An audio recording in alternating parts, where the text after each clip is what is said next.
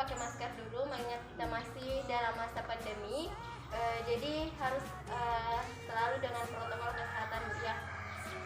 Nah ini Bu ada brosur. Nah Ibu bisa nanti baca-baca. Permisi Bu.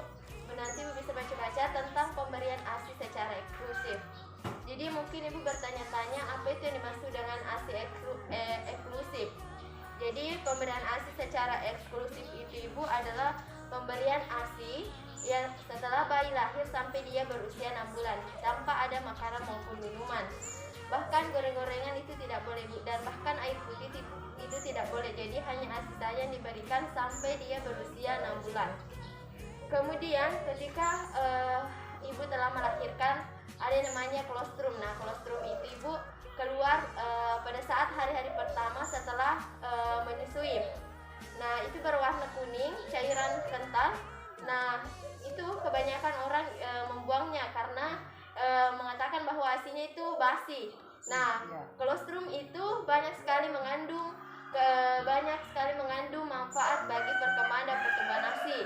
Nah, kolostrum itu mengandung vitamin A, mencegah bayi dari infeksi dan alergi. Jadi banyak sekali manfaat dari kolostrum itu, Ibu. Kemudian ada namanya komposisi ASI. Apa saja yang terkandung dalam komposisi ASI? Nah, yang pertama itu ada air. Nah, air itu 8,8,1%. Jadi menghampiri 100. Jadi tidak perlu lagi ada tambahan air putih selama bayi berusia 1 sampai 6 bulan. Jadi cukup ASI saja yang Ibu berikan karena di dalamnya sudah terkandung air 88,1%. Jadi menghampiri 100. Kemudian ada lemak 3,8%. Kemudian ada juga protein Ibu. Jadi sudah sangat kompleks dalam ASI itu, sudah lebih dari cukup pada ASI itu Ibu. Kemudian ada laktosa 7,0%. Kemudian ada juga tambahan lainnya 0,2%. Jadi ASI sudah lebih dari cukup untuk pemberian anak ibu selama 6 bulan tersebut. Kemudian ada manfaat ASI bagi bayi Ibu. Yang pertama itu adalah zat gizi yang ideal sesuai dengan kebutuhan dan kemampuan pencernaan bayi. Jadi ASI itu Ibu sudah lebih dari cukup untuk pencernaan bayi. Jadi jangan sampai Ibu mengatakan bahwa anak Ibu ingin cepat tumbuh, perkembangannya bagus, kemudian memberikan nasi ataukah bubur pada saat dia berusia 1 sampai 6 bulan. Tidak. Yang diberikan itu cukup ASI saja Ibu, karena itu adalah kemampuan dari bayi. Jadi tidak perlu lagi ada tambahan makanan. Kemudian bayi memperoleh zat kekebalan tubuh alamiah dari ASI. Jadi bayi itu Ibu memperoleh zat kekebalan tubuh alamiah dari ASI. Tidak seperti dengan susu-susu formula lainnya. ASI itu Ibu sudah lebih dari cukup untuk membantu kekebalan tubuh bayi. Ada yang mengatakan bahwa ketika anak kamu ingin cerdas, ingin pertumbuhannya baik, ingin gizinya baik, perhatikan dia setelah lahir sampai dia berusia 2 tahun. Jadi pada saat bayi setelah lahir kemudian sampai berusia 2 tahun, berikan ASI saja, berikan ASI diiringi dengan makanan-makanan yang sehat lainnya. Jadi ASI itu sudah lebih dari cukup untuk membantu kekebalan bayi Ibu. Kemudian membangun refleks menghisap. Jadi ketika setelah melahirkan ada yang namanya IMD. IMD ini Ibu pemberian ASI. Nah ini membantu untuk refleks menghisap bayi.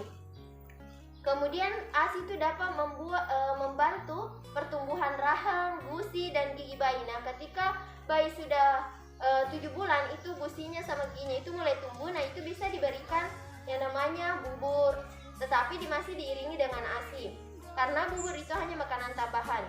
Kemudian ASI tidak menyebabkan alergi pada bayi. Jadi tidak seperti susu formula lainnya. Ada yang tidak cocok dan ada yang bisa berakibat alergi. Kemudian selain manfaat ASI bagi bayi Ibu, ada manfaat ASI bagi ibu tersendiri. Yang pertama itu memperkuat ikatan batin antara ibu dan bayi ibu. Jadi ada ikatan batin antara bayi ibu dan ibu ketika ibu menyusui secara eksklusif. Kemudian praktis dan ekonomis. Jadi ibu tidak perlu lagi membersihkan dok atau apa dan lain sebagainya. Cukup ibu memberikan ASI saja. Kemudian ekonomis, dapat membantu keuangan keluarga. Jadi ibu tidak perlu lagi membeli susu formula. Kemudian mempercepat berhentinya pendarahan setelah melahirkan. Nah, setelah melahirkan itu Ibu ada yang namanya darah nifas kan 40 hari. Nah, ketika Ibu mau menyusui itu akan cepat berhenti. Kemudian ketika Ibu menyusui juga sebagai KB alami yang untuk menjarangkan kehamilan. Jadi selama Ibu menyusui setelah bayi lahir sampai dia berusia 6 bulan, Ibu tidak perlu lagi memakai KB. Cukup dengan memberikan ASI. Kemudian mengurangi kemungkinan kanker payudara. Jadi ketika Ibu menyusui secara eksklusif, kanker payudara itu tidak akan terkena pada Ibu. Kemudian Ibu ada juga makanan-makanan untuk melancarkan ASI. Yang pertama yang lebih mudah itu adalah bawang putih, Bu. Bawang putih dan sayur-sayuran.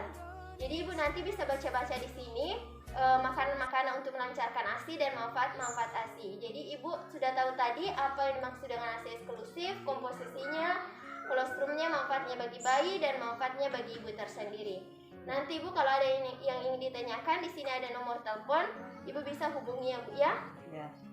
Terima kasih banyak Ibu atas kesempatan yang telah diberikan kepada saya, atas waktunya.